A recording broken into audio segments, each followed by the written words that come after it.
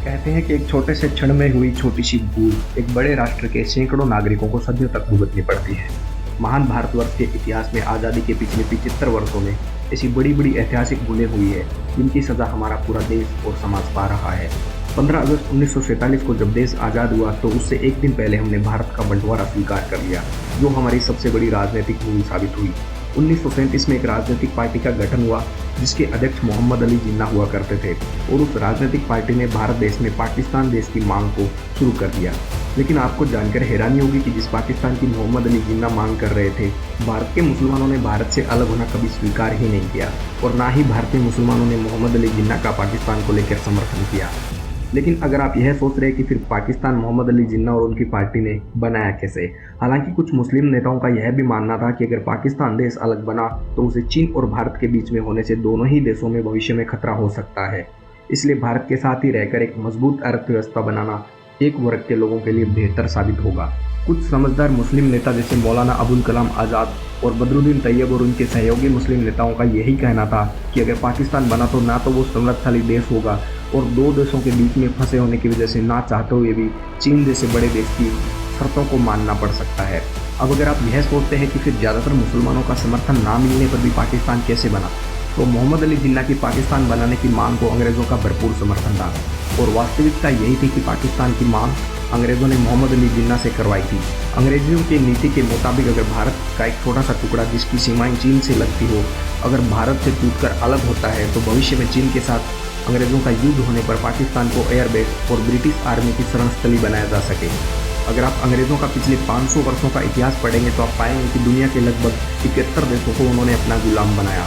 Australia, New Zealand, Singapore और भारत के पड़ोसी देश जैसे चीन, इंडोनेशिया, मलेशिया और अमेरिका व कनाडा भी अंग्रेज़ों के गुलाम रहे। ऐसे 71 देशों में जहाँ जहाँ अंग्रेज़ों ने अपना साम्राज्य स्थापित किया, उन देशों को छोड़ने से पहले अंग्रेज़ों ने उनका बंटवारा किया था। अगर आप अफ्रीका का इतिहास उठाकर देखेंगे तो अंग्रेज़ों ने 450 वर्षों तक अफ्रीका पर राज किया और अंग्रेज़ों ने अफ्रीका को सीधी सरल रेखाओं में बांट दिया। अगर आप विश्व का नक्शा उठाकर देखेंगे तो आप पाएंगे कि अफ्रीका के कई देश जैसे नाइजीरिया, सोमालिया, इथियोपिया, जिम्बाब्वे, इन सभी देशों की सीमा रेखाएं सरल लाइनों में विभाजित है। लेकिन किसी भी देश की सीमाएं कभी भी सीधी सरल रेखाएं नहीं होती है। अगर आप भारत देश की सीमा को आप देखेंगे तो पाएंगे कि भारत देश की सभी सीमा रेखाएं टेढ़ी मेढ़ी है। अंग्रेज भारत को भी खंड खंड तोड़ना चाहते थे, लेकिन भारत के लौह पुरुष माननीय वल्लभ भाई पटेल ने अंग्रेजों की इस दूरदृष्टि को भांप लिया और उनकी इस चाल को कामयाब नहीं होने दिया और भारत की सभी 565 रियासतों को मिलाकर एक नए भारत का निर्माण किया। अंग्रेजों ने भारतवर्ष की सभी 565 रियासतों के राजाओं से मिलकर उन्हें भड़काना शुरू किया और अंग्रेज भारत के हर एक राजा को प्रत्यक्ष रूप से यही कहा करते थे कि आप चाहो तो भारत से अलग हो सकते हो और अपना नया देश बना सकते हो। जब अंग्रेज़ों को धीरे धीरे ये समझ में आने लगा कि भारत की ज़्यादातर रियासतें अलग ही नहीं हो रही है, तब अंग्रेज़ों ने मोहम्मद अली जिन्ना को अपना मोहरा बनाकर खेलना शुरू किया। जब मोहम्मद अली जिन्ना लंदन में वकालत की पढ़ाई कर रहे थे, तब से अंग्रेज उन पर नज़र रखे हुए थे कि मोहम्मद अली जिन्ना भविष्य में भारत के खिलाफ काम आ सकते हैं। जब मोहम्मद अली जिन्ना अपनी वकालत की पढ़ाई करके भारत लौटे, तब अंग्रेज सब तरह का समर्थन करके एक राजनीतिक पार्टी उनके लिए खड़ी की जिसका नाम मुस्लिम लीग रखा गया। मुस्लिम लीग पार्टी को बनाने के लिए अंग्रेज़ों ने सारा पैसा दिया और अपने अखबारों में चर्चा भी खूब करवाई। अंग्रेज़ों के जो भी अखबार भारत में निकलते थे उसमें मोहम्मद अली जिन्ना की पार्टी की खूब बड़ी बड़ी खबरें छपती थी, जिससे अन्य मुस्लिम समुदाय के लोग पार्टी के समर्थन में आ सके और पाकिस्तान बनाने की मांग को सरकार के सामने रख सके। धीरे धीरे जब अंग्रेज़ों ने मोहम्मद अली जिन्ना को भारत से अलग देश पाकिस्तान बनाने की मांग रखने को कहा, उस समय देश के बहुत से मुस्लिम मोहम्मद अली जिन्ना के समर्थन में नहीं थे। अंग्रेज़ों का भरपूर समर्थन बिहार और बंगाल के मुसलमानों को भी रहा ताकि सब मोहम्मद अली जिन्ना के समर्थन में आए और इस प्रकार 1937 के बाद मोहम्मद अली जिन्ना और बंगाल के एक बड़े नेता सोहरावर्दी ने मिलकर अलग पाकिस्तान की मांग करना शुरू कर दिया। जब 1939 में दूसरा विश्व युद्ध शुरू हुआ तब जर्मनी की ओर से लड़ रहे हिटलर ने अंग्रेज और साथ दे रहे अन्य यूरोपीय देशों की अर्थव्यवस्था को काफ़ी कमज़ोर कर दिया। 1942 तक आते आते अंग्रेजी हुकूमत विश्व भर में कमज़ोर पड़ने लग गई थी। 1945 में जब दूसरा विश्व युद्ध खत्म हुआ तब अंग्रेज़ भारत में ऐलान करना शुरू कर रहे थे कि अब वो भारत में ज़्यादा समय तक शासन नहीं कर पाएंगे और 1947 आते आते अंग्रेजी हुकूमत की अर्थव्यवस्था पूरी तरह ध्वस्त हो गई और वो चले गए। महात्मा गांधी आज़ादी के आंदोलन के मुख्य नेता थे और उन्होंने ये भी संकल्प ले रखा था कि वो भारत का बंटवारा किसी भी कीमत पर नहीं होने देंगे और उस समय भारत के सभी वर्गों व धर्मों के लोग महात्मा गांधी के साथ थे और गांधी जी के संकल्प का खूब समर्थन कर रहे थे।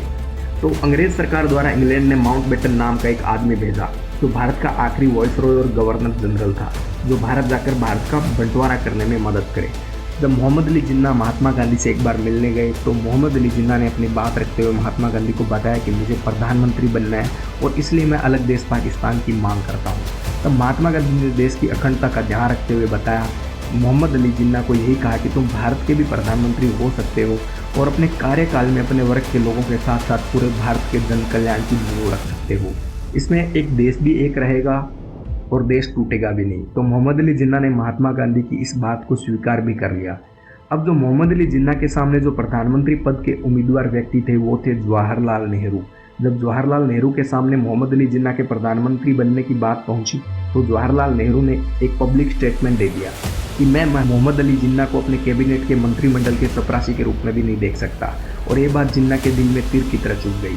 और जब मोहम्मद अली जिन्ना ने आत्मसम्मान की बात आई तो उन्होंने पाकिस्तान बनाने की मांग को सरकार के द्वारा स्वीकार करने के लिए बंगाल के कुछ बड़े नेताओं और समर्थकों के समर्थन से भारत में हिंदू मुस्लिम दंगे करवाने शुरू कर दिए। और भारत में हो रही दो समुदाय के बीच तोड़फोड़, आगजनी और कत्लेआम के सामने भारत सरकार को अपने घुटने टेकने पड़े। भारत में वही हुआ जो अंग्रेज चाहते थे। हालातों को देखते हुए अंग्रेजों की संसद ने कानून पारित किया जिसका नाम था इंडियन इंडिपेंडेंस एक्ट। और इस कानून की परिभाषा में ये तय किया गया कि इस कानून के पास होते ही भारत के दो हिस्से हो जाएंगे, एक भारत रहेगा और दूसरा पाकिस्तान रहेगा। और भारत और पाकिस्तान की सीमाएं बिना सोचे समझे तय कर दी गई, जिसमें आधे से ज़्यादा पाकिस्तान में पंजाब भी चला गया। और इस तरह भारत और पाकिस्तान में अंग्रेजों ने बंटवारा कर दिया।